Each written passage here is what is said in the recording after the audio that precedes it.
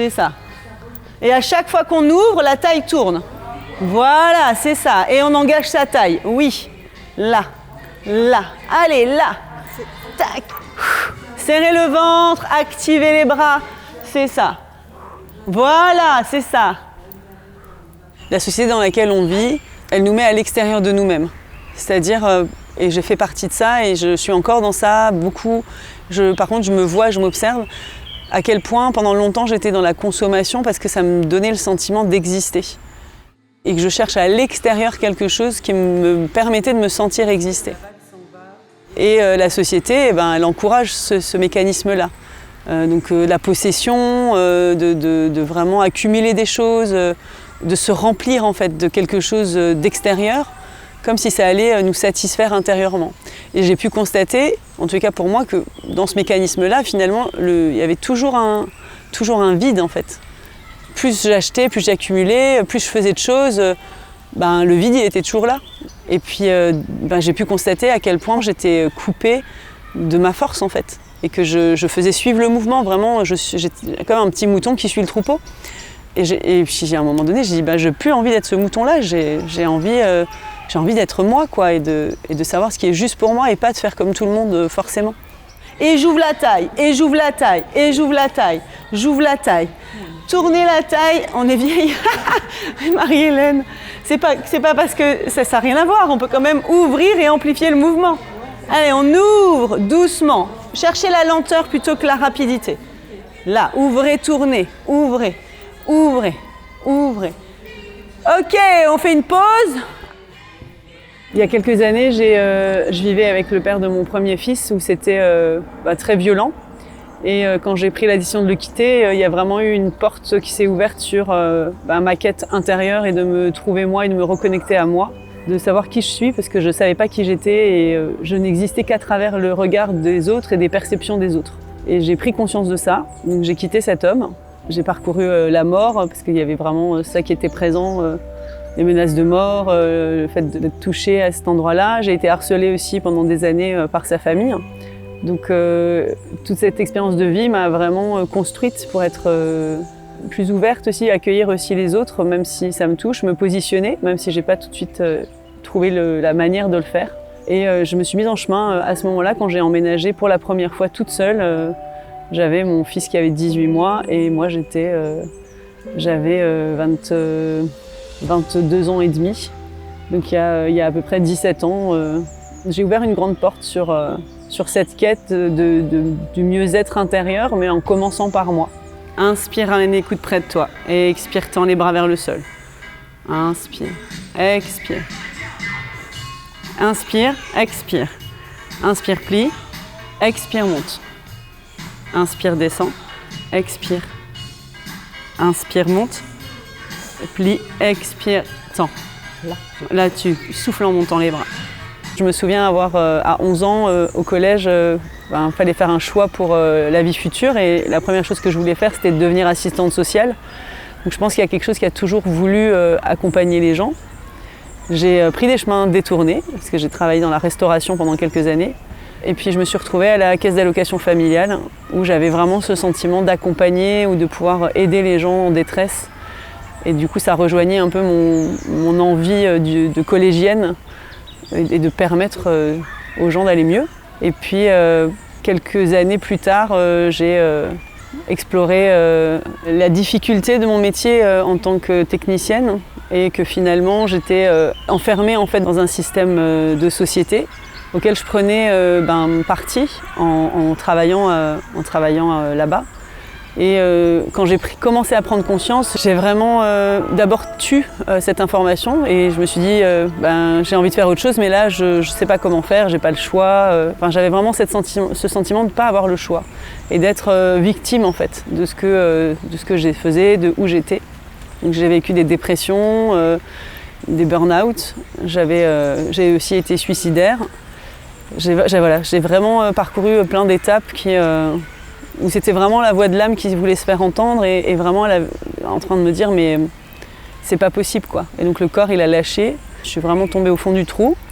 L'avantage de tomber au fond du trou c'est qu'il y a une impulsion qui à un moment peut arriver, donc ça donne un élan. Et de cet élan-là, j'ai pris la décision de faire autre chose, mais pas de quitter mon travail tout de suite. C'est là où j'ai découvert la Zumba. J'ai découvert cette instructrice qui transmettait vraiment sa passion avec du cœur, avec son accent espagnol. Enfin, il y avait vraiment beaucoup de vie dans tout ça et ça m'a vraiment animée. À ce moment-là, j'étais obèse et c'était pas forcément évident à vivre. Voilà, je me suis dit, je peux aussi faire ça. Et je me suis ensuite formée, donc j'ai fait le diplôme de formation Zumba. Ensuite, j'ai appris qu'il fallait un diplôme d'État, donc je me suis formée à un diplôme d'État. Et dans ce même laps de temps, une amie m'a proposé de venir emménager une année sur l'île de la Réunion. Donc de 2011 à 2013, il y a eu tout ce parcours de formation en massage, en tant qu'animatrice sportive. Et j'ai commencé à donner des cours très rapidement en 2012. Et il y avait vraiment une bouffée d'oxygène. Puis j'ai pris conscience que je voulais vraiment accompagner les gens, mais plus les assister. Et c'est vraiment ce que je faisais à la cave, c'était de l'assistanat. Et que j'avais vraiment à ce moment-là compris qu'on a tous notre pouvoir intérieur, notre puissance, et que j'avais envie d'aider les gens à reconnecter à ça. Parce que je trouve qu'on est tous coupés et que la société fait que ça nous coupe en fait de tout ça. À chaque fois, 2 genoux, 2 talons vers le sol. Genoux vers l'épaule, talons vers le sol. J'inspire et j'expire. Les côtes s'écartent vers l'extérieur quand vous inspirez. Les côtes se rapprochent vers l'expire. Quand vous expirez. J'inspire, les côtes s'écartent. J'expire, les côtes se rapprochent. C'est ça. Maintenant, vous allez rajouter les 2 mains contre le genou qui vient vers l'épaule. Et donc vous repoussez le genou pour que la jambe se tende et aille vers le sol. J'inspire et j'expire. Si vous voulez travailler plus fort, vous levez la tête et les épaules et vous pressez le sternum dans le sol. J'inspire, j'expire. On parle beaucoup du collectif et d'être dans un groupe. Mais je pense que avant d'être bien dans un groupe, il faut arriver à se connaître soi et arriver à prendre du recul. Avant de partir à La Réunion, j'ai fait une année de thérapie psychocorporelle et avec cette méthode-là, j'ai appris en fait à me relier à moi, vraiment en faisant le vide et en ne faisant rien, c'est-à-dire en étant, je devais rester sur mon canapé et ne rien faire, mais pas dormir, pas lire, mais vraiment juste là et rien et ne rien faire. Et ça a été hyper, je me suis vraiment éduquée en fait. Ça a été hyper instructif parce que j'ai découvert à quel point je devais m'apprivoiser dans le rien. Et quand je m'apprivoise dans le rien, quand je vois et que je m'observe dans ce silence, il se passe quelque chose, un murmure qui jaillit de l'intérieur. Et il y a quand même des petites bribes comme ça qui montent. C'est pas toujours audible au début, parce que ça me faisait quand même flipper d'être dans le silence et dans le rien. Et petit à petit, il y a vraiment eu quelque chose qui s'est mis en place. Où j'ai pu de plus en plus reconnecter à ça et sentir que c'est vraiment la voix de quelque chose de profond en fait et d'intérieur. Après, j'ai vite mis un couvercle dessus parce que c'est vrai que quand je l'écoute ou quand je l'ai écouté au début, parce que j'entendais, ça pouvait être effrayant dans le sens où il fallait lâcher plein de choses qui étaient inutiles et futiles, mais je n'étais pas prête à ça.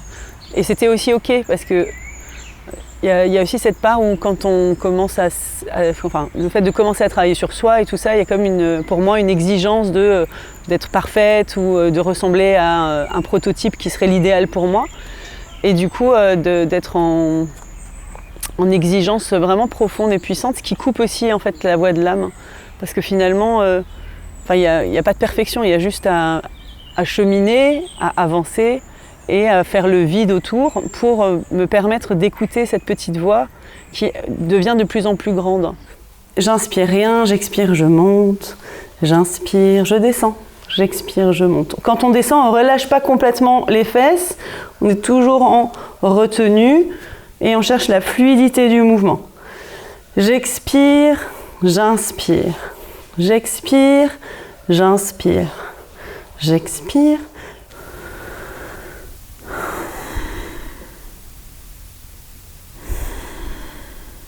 dans ce cheminement spirituel, dans cette quête intérieure, dans cette écoute de la voix de l'âme, tout le parcours avec l'alimentation s'est vraiment associé.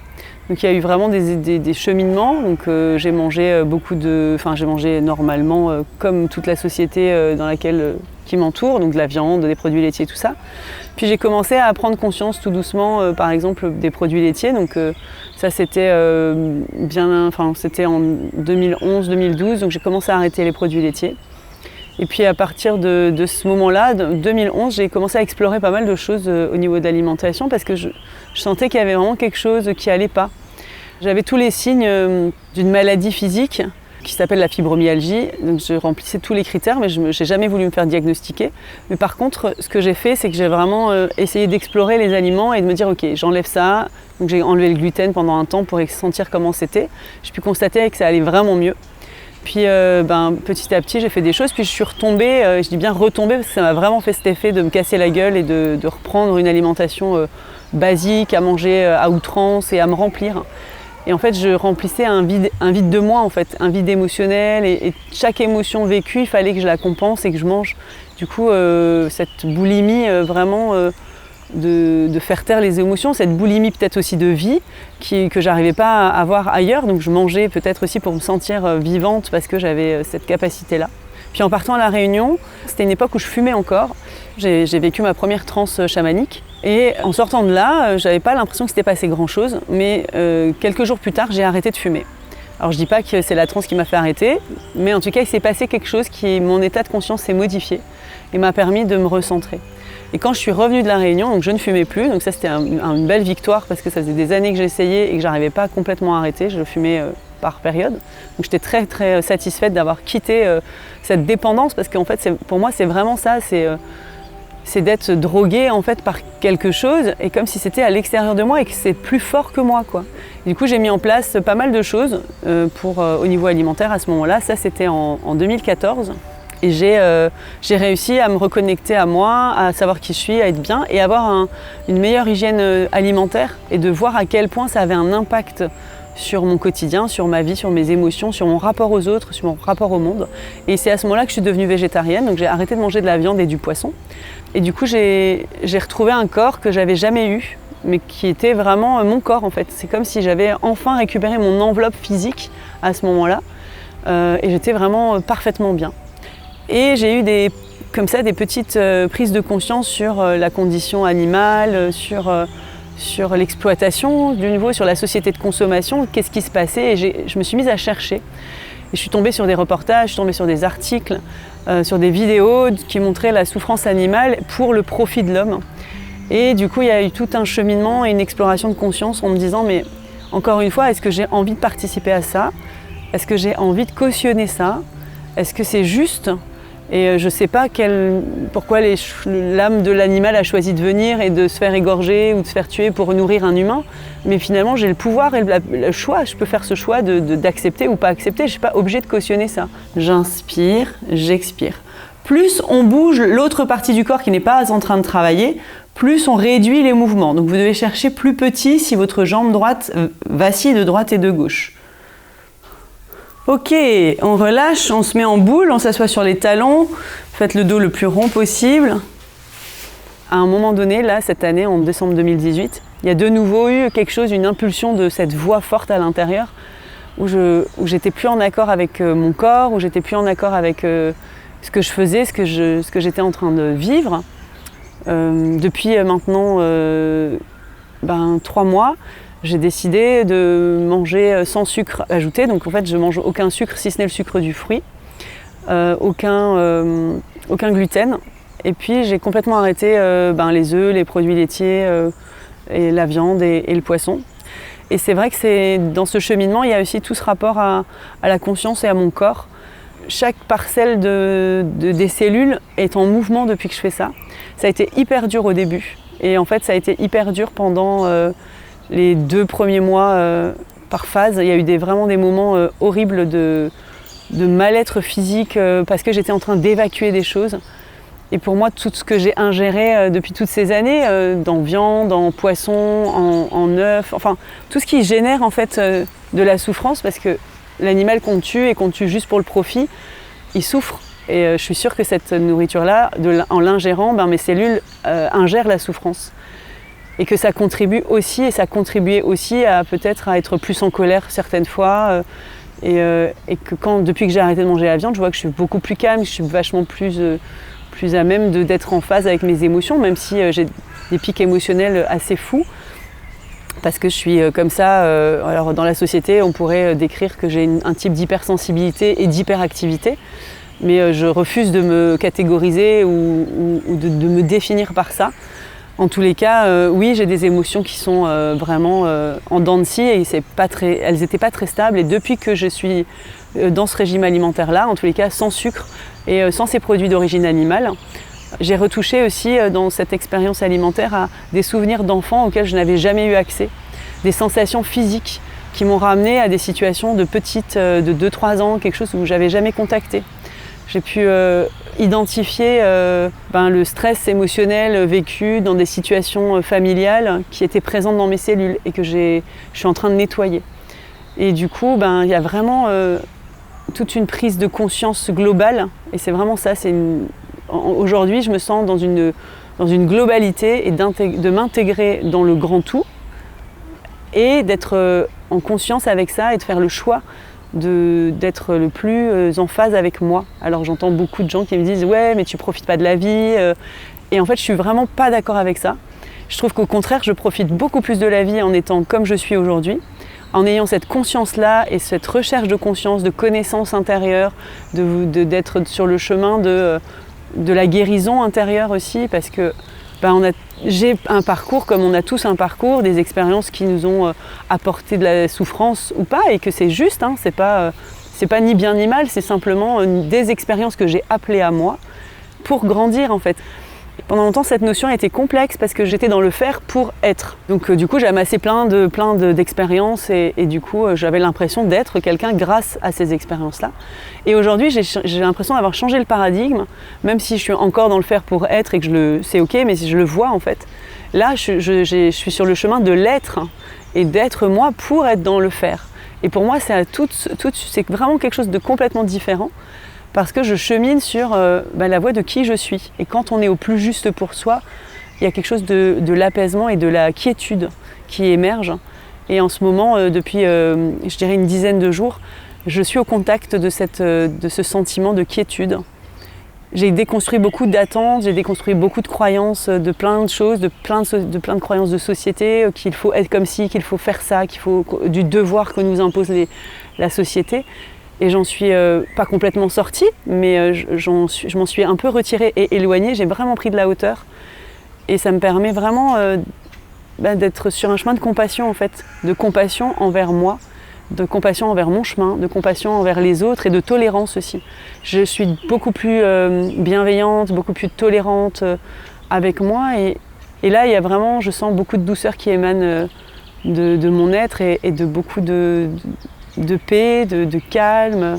J'ai envie d'apporter cette douceur aux gens, de dire mais c'est ok d'être là et c'est ok de ne pas se sentir bien et c'est ok de cheminer là-dedans quoi.